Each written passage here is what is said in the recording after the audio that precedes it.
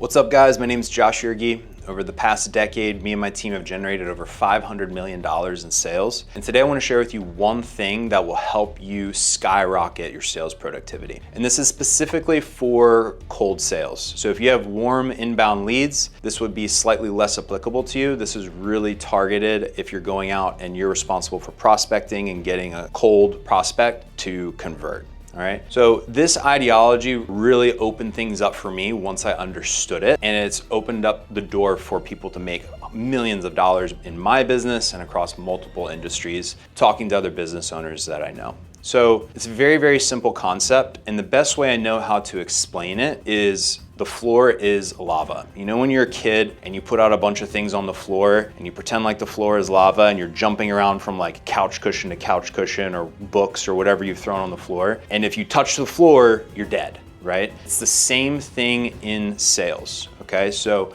we all start at the beginning of the sales journey when you initially make contact with a customer, whether that's through a door knock or a phone call or however you do your cold outreach. And there's a series of steps that are going to happen between the initial interaction until you get to end, which should be a sale.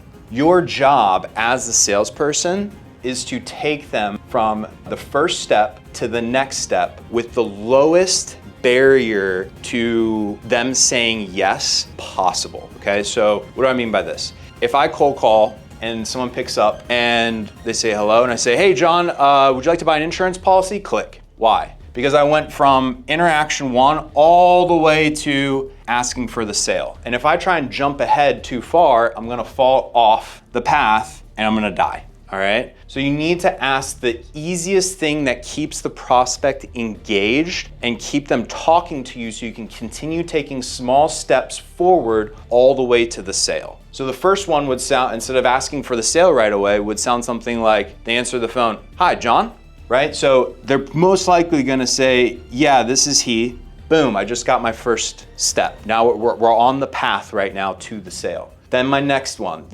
what is the simplest thing that I can get a yes to engage them and move them further down the path? The further down this path that I go, the higher the likelihood is that I'm going to make the sale, whether that's closing the appointment or selling them my product or service right then and there. The best salespeople I've ever seen are masters at this. They constantly are getting tiny little sales, just getting them on the yes train, on the yes path, all the way to the sale. The second piece of this is that on your yes path, right? So you start getting all of these little yeses, all right? And then all of a sudden the customer takes you off the path and they try and kill the sale. Maybe they start talking about the weather, or they start talking about something that's totally unrelated, or they try and, derail the sale. Your job is to answer their question and then get them back onto the path with the next yes. So this is called looping. What would this sound like? So we're talking, I've gotten 3 or 4 yeses, and then the customer goes, yeah, I just don't really know if I have time for this right now. I'm kind of busy, all right? If I say, oh, okay, well, when's a better time I can call you back later? That sale dies, right? Sale over. The likelihood that I'm gonna be able to reconnect with them is super low. What should I do instead? So instead, I'm gonna say something along the lines of 100%, man, I'm super busy too. I'm gonna keep this really fast for you. Definitely don't wanna waste your time. So you said you guys were looking for a sedan, right? And he goes, yeah, sedan, right? Boom, now we're back on the path and I can continue making the next step,